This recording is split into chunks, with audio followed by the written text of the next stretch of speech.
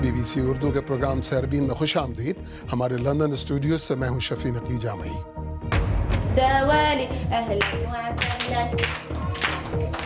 شام کی جنگ کے 5 سال، لاکھوں بے گھر، انسانیت کے نام پر امداد کی اشد ضرورت اور بچوں کے لیے اس جنگ کی بھاری قیمت. پشاور کے خواجہ سراؤ کے ساتھ امتیازی سلوک اور ان کی حق تلفی کیوں؟ اور کار بنانے والی کمپنی والوو کس طرح رش آورز میں اسٹیئرنگ کے پیچھے بیٹھ کر کتاب پڑھنے اور ای میل کرنے کو ممکن بنانا چاہتی ہے؟ جنگ سے تو ہر شخص متاثر ہوتا ہے، لیکن جنگ کی تباہی بچوں کے ذہنوں پر خاص نقوش چھوڑتی ہے. شام میں جنگ کو 5 سال ہو چکے ہیں. اس دوران ملک کی تقریباً آدھی آبادی اپنے گھر بار چھوڑنے پر مجبور ہوئی اور متاثرین میں ایک بڑی تعداد بچوں کی ہے. خانہ جنگی سے بھاگ کر لبنان آنے والے 3 بچوں سے BBC نے بات کی. کیرولائن ہالی کی رپورٹ، نصرت جہاں کی زبانی. مصطفیٰ کو اپنی کلاس میں پہنچنے کی جلدی ہے. اس عارضی اسکول میں آنے والے تمام بچوں کے والدین میں سے کم از کم ایک کی وفات ہو چکی ہے. ایک حملے میں مصطفیٰ کے دونوں والدین ہلاک ہو گئے تھے اور اسے شدید چوٹیں آئی تھیں. اس کی صحت یابی کا سہرا انتھک محنت کرنے والے ڈاکٹرز کے سر ہے، لیکن ابھی اس کے مزید آپریشنز کی ضرورت ہے. دماغ میں آنے والی چوٹ کے باعث اس کے جسم کا بایاں حصہ کافی حد تک مفلوج ہے، لیکن وہ ڈاکٹر بننے کے لیے پرعزم ہے.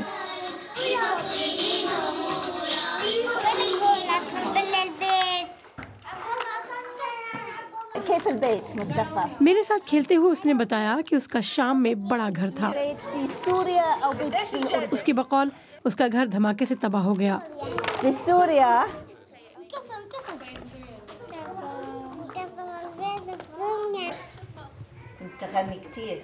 پھر ہمارا مائک لے کر اس نے کہا کہ میں اپنے والدین سے بہت پیار کرتا ہوں. اس کی دادی کی بقول وہ کبھی کبھار اپنے والدین کو یاد کر کے روتا ہے اور کبھی مجھے حوصلہ دیتا ہے کہ مت رو، میرے والدین جنت میں ہیں.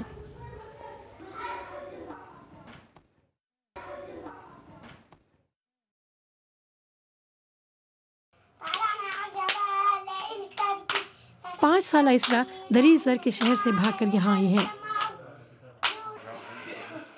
یہ شہر 1 سال سے زائد عرصے سے دولت اسلامیہ کے محاصرے میں ہے. ہم محاصرے اور خوراک کی قلت و بمباری کی وجہ سے گھر چھوڑ کر آئے ہیں. ان کی بہن کی بقول وہ یہاں خوش ہیں کیونکہ یہاں دھماکوں کی آوازیں نہیں آتی. اسرا کو یہاں خوراک میسر ہے اور اسے امید ہے کہ وہ اگلے برس اسکول جا سکے گی.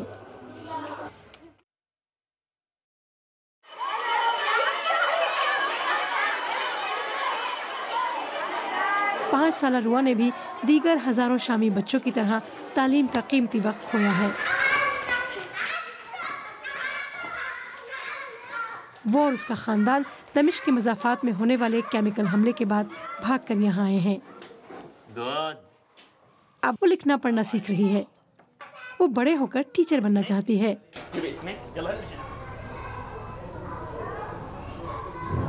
آنکھ بند کر کے جب وہ شام کے بارے میں سوچتی ہے تو اسے کیا نظر آتا ہے؟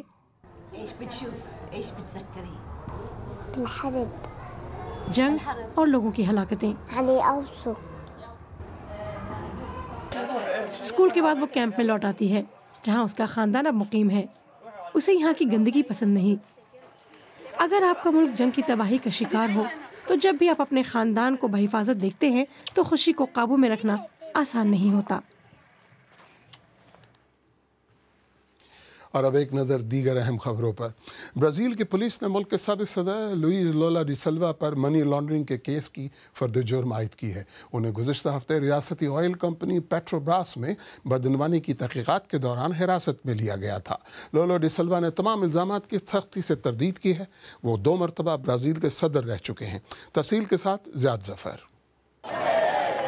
لوئیز اناسیو لولا ڈی سلوا برازیل کے سابق صدر اور اپنے ملک کے غریبوں کے لیے مسیحا سمجھے جانے والے اس شخص کو اب کرپشن کے پیچیدہ سکینڈل کا سامنا ہے. سرکاری استغاثہ آج ان پر منی لانڈرنگ کیس میں فرد جرم عائد کرے گا. لیکن کیس کے آگے بڑھنے سے پہلے ایک جج کو ان الزامات کی صداقت کی تصدیق کرنی ہوگی۔ پولیس کا کہنا ہے کہ لولا اور ان کی اہلیہ نے اس عمارت میں واقع ایک قیمتی اور پرآسائش پینٹ ہاؤس کی ملکیت اپنے ٹیکس ریٹرنز میں ظاہر نہیں کی۔ دستاویزات کے مطابق فلیٹ OAS نامی ایک کنسٹرکشن کمپنی کی ملکیت ہے جس پر معاہدوں کے حصول کے لیے سیاستدانوں کو رشوت دینے کے الزامات ہیں۔ لولا ڈی سلوا کہتے ہیں کہ وہ اس فلیٹ کے مالک نہیں ہیں اور انہوں نے سختی سے کرپشن کے الزامات کی تردید کی ہے۔ منی لانڈرنگ کے الزامات لولا کے خلاف ایک وسیع تحقیقات کا حصہ ہیں جس میں ریاستی آئل کمپنی پیٹرو براس میں بدعنوانی کے الزام بھی شامل ہیں۔ تفتیش کاروں کا کہنا ہے کہ پیٹرو براس سے منسلک کروڑوں ڈالر کی مالیت کے کانٹریکٹس رشوت سے حاصل کیے گئے تھے جن سے لولا کو بھی فائدہ ہوا۔ سیاسی طور پر یہ اسکینڈل لولا کی جانشین اور موجودہ صدر جلما روسیف کے لیے مشکل ثابت ہو سکتا ہے۔ لولا کے حمایتیوں کا کہنا ہے کہ ان کے خلاف تمام کیسز ان کو 2018 میں ایک بار پھر صدارتی الیکشن لڑنے سے روکنے کے لیے سیاسی بنیادوں پر بنائے گئے ہیں۔ زیاد ظفر، BBC نیوز۔ پاکستان کے وزیر داخلہ چودھری نثار علی خان نے کہا ہے کہ دھمکیوں کے سائے میں کرکٹ نہیں ہو سکتی اور اگر بھارتی حکومت نے پاکستانی ٹیم کے تحفظ کی ضمانت نہ دی تو ٹیم کو ورلڈ T20 مقابلوں کے لیے نہیں بھیجا جائے گا۔ انہوں نے کہا کہ ICC نے دھرمشالہ کے میچ کا مقام تبدیل کر کے اچھا فیصلہ کیا لیکن یہ ٹیم کو بھارت بھیجنے کے لیے کافی نہیں۔ میانمار میں صدارتی انتخابات کے لیے نیشنل لیگ فار ڈیموکریسی نے اپنی سربراہ آنگ سان سوچی کا نام شامل نہیں کیا لیکن پارٹی نے ان کے قریبی ساتھی ہیتمکوا کو نامزد کیا ہے۔ بڑے پیمانے پر لیک ہونے والی خفیہ دستاویزات نے نام نہاد دولت اسلامیہ میں بھرتی ہونے والے ہزاروں جنگجوؤں کو بے نقاب کیا ہے۔ عالمی سیکیورٹی ادارے ان دستاویزات کا مطالعہ کر رہے ہیں جن میں اطلاعات کے مطابق 22,000 سے زیادہ شدت پسندوں کے نام ہیں۔ خیبر پختونخوا کے خواجہ سراؤں کو اپنے صوبے میں روزانہ کے تشدد اور امتیازی سلوک کا سامنا رہا ہے، نہ صرف عام لوگوں بلکہ پولیس کی طرف سے بھی۔ نتیجتاً صوبہ بھر کے خواجہ سراؤں نے حال ہی میں ٹرانس ایکشن خیبر پختونخوا نامی تنظیم قائم کی تاکہ وہ اپنے حقوق کے لیے میڈیا اور سوشل میڈیا کے ذریعے صدا بلند کر سکیں، لیکن اس تنظیم کے کارکنوں کو نہ صرف دھمکیاں ملیں بلکہ وہ تشدد کا نشانہ بھی بنے۔ پشاور کے رہنے والے اس تنظیم کے 3 خواجہ سراؤں کارکنوں کی کہانی عنبر شمسی کی زبانی۔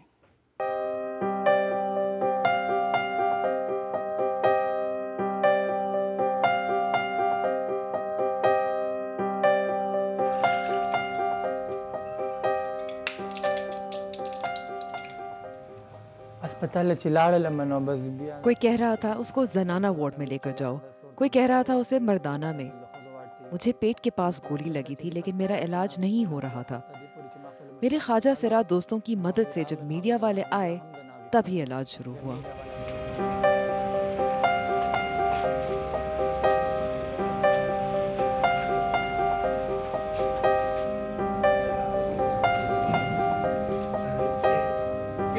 جو مسلمان کے خلاف تو رجسٹر ہوئے نا، یہ FIR رجسٹر ہوئے، یہ ابھی مفرور ہے نا؟ یہ مفرور تو نہیں سر جی، ابھی بھی ادھر ہی گھوم رہے، اور وہ تو آپ کو پتہ ہوگا نا، آپ کا کام ہے نا، ہمارا کام تو نہیں ہے نا۔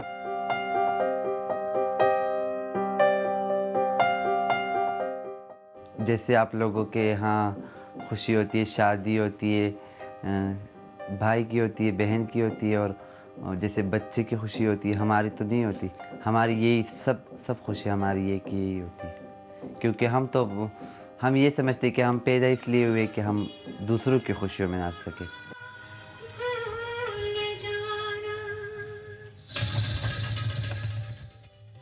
میں DPO کے پاس گئی خود ملنے اس سے، تو انہوں نے بھی میری بہت بےعزتی کی اور کہا کہ تمہاری کوئی فیملی نہیں ہوتی اور تم کیوں پارٹیز کرتے ہو، تمہاری وجہ سے فحاشی پھیلتی ہے، اور بہت ساری باتیں کی انہوں نے۔ تو پھر میں نے درخواست لکھی، تو اس کے بعد حکومت نے ان سے وجہ پوچھی کہ کیوں ان کی پارٹیز آپ نے روکی، تو انہوں نے اوپر سے کہا ہے کہ ان کی وجہ سے سیکورٹیز کو کچھ مسئلہ آ سکتا ہے۔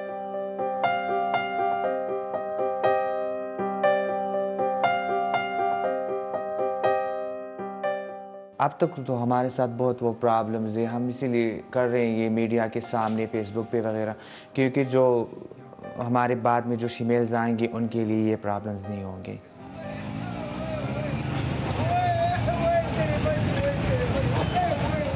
ابھی بھی لوگ آواز دیتے ہیں. ہم اکثر ایسی جگہوں پہ جاتے ہیں تو برقع پہن کے جاتے ہیں. ہم دیکھتے ہیں نا ٹی ویز چینلز وغیرہ میں باہر کی جو فیمیلز ہیں وہ کس طرح کی فریڈم کی زندگی گزارتے ہیں. وہاں پہ نہ کوئی مسئلے ہوتے ہیں, ہر جگہ آتے جا سکتے ہیں, جابز وغیرہ کوئی بھی پرابلمز ہیں. کبھی کبھی دل بہت وہ تنگ ہو جاتے کہ میں باہر جاؤں, کہیں چھوڑ دو پاکستان کو, کیونکہ یہاں پہ رسپیکٹ نہیں ہے. BBC اردو کے پروگرام سیربین میں آگے چل کر دیکھیے گا کہ سویڈن میں کار بنانے والی کمپنی والوو بغیر ڈرائیور کے گاڑیوں پر 100 افراد کو دفتر بھیجنے کا تجربہ کیسے کرے گی. اور آج کے سیربین میں ہی آپ کی ملاقات بلوچستان کے لوک گلوکار اختر چنال سے بھی کرائیں گے.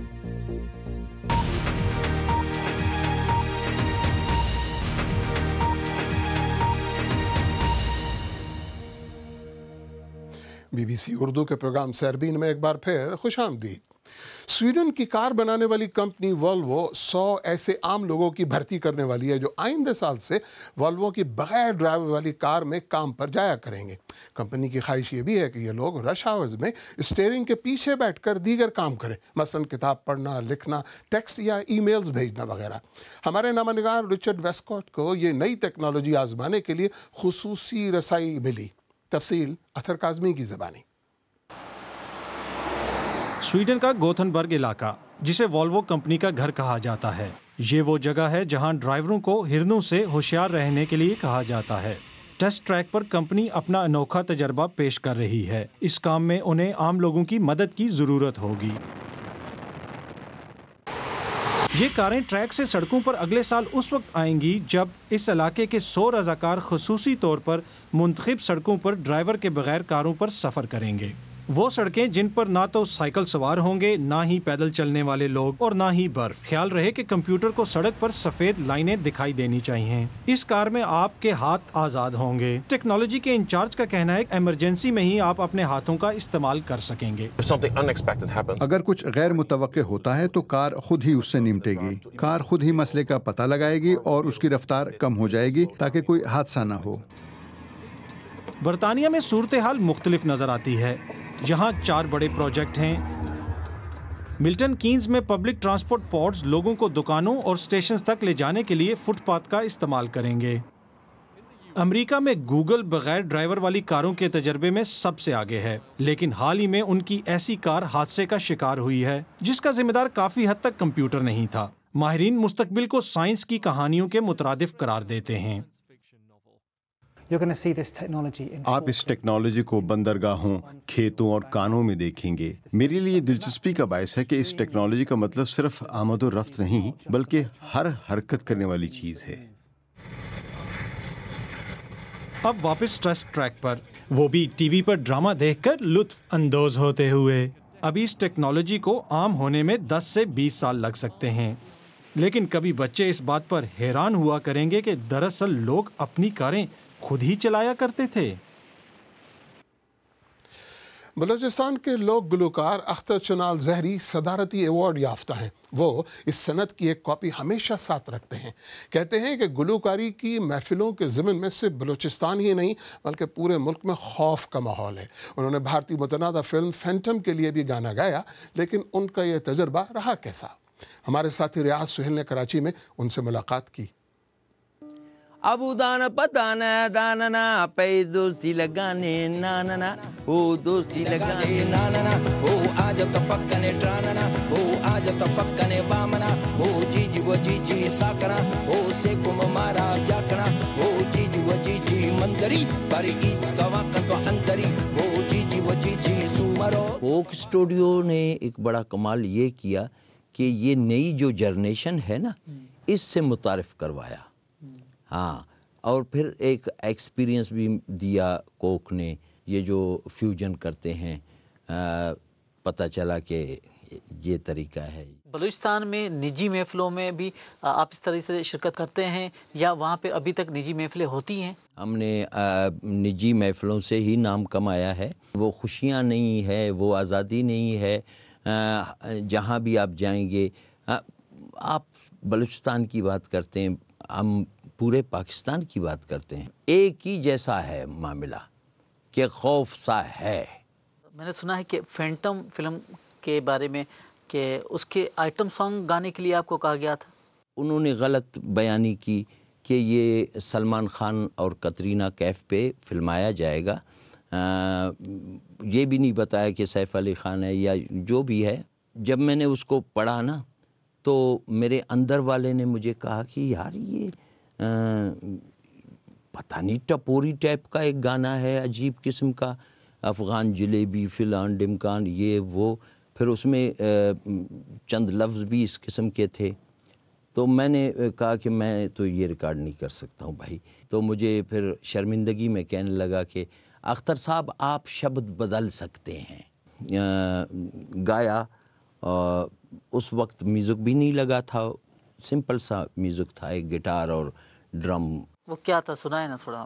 گردن سراہی بولی الہی، افغان جلیبی معشوق فریبی، یہ دل ہے تیرا دیوانہ، بھائی واہ بھائی واہ۔ یہ بتائیں کہ آپ پورے پاکستان میں سفر کرتے ہیں، تو یہ سفر کس طریقے سے کرتے ہیں؟ کیا مشکلات کوئی آتی ہیں؟ صحیح بات یہ ہے کہ ایک پاکستانی ہونے کے حیثیت سے دیکھیں، دوسری بات یہ ہے کہ میں سینئر سٹیزن ہوں۔ پتہ نہیں کیوں یہ ریلوے پولیس جو ہے نا عملوں کے پیچھے پڑ گئی ہے۔ میں نے ان سے کہا کہ آپ اس لیے تلاشی لے رہے ہو کہ میں میری بدقسمتی یہ ہے کہ میں ایک بلوچ ہوں اس لیے؟ ہاں نہیں جی یہ ہے وہ ہے۔ میں نے کہا یہ سارے لوگ بیٹھے ہوئے ہیں، کیوں آپ ان کی تلاشی نہیں لے رہے ہو؟ کسی کے لیگیج کو ہاتھ نہیں لگا رہا ہوں، ڈائریکٹ آپ آ کے کہتے ہو آپ کھڑے ہو جاؤ۔ جیبوں کو ڈھونڈا جا رہا ہے، اس میں سے کاغذات نکال کے کاغذوں کو سونگا جا رہا ہے، میرے کالر کو ایسے کھینچ کے میرے کالر کو سونگ رہے ہیں۔ ایسا لگتا ہے کہ بس ہم ادھر مر جائیں تو بہتر ہے۔ اگر آپ چاہیں تو مجھ سے اور ہماری ٹیم کے دیگر ساتھیوں سے ٹویٹر پہ بھی رابطہ کر سکتے ہیں۔ میرا ٹویٹر ہینڈل ہے @شفیع_نقی_جامعی۔ اس کے ساتھ سیربین اختتام کو پہنچا، مجھے پوری ٹیم سمیت اجازت دیجیے، خدا حافظ۔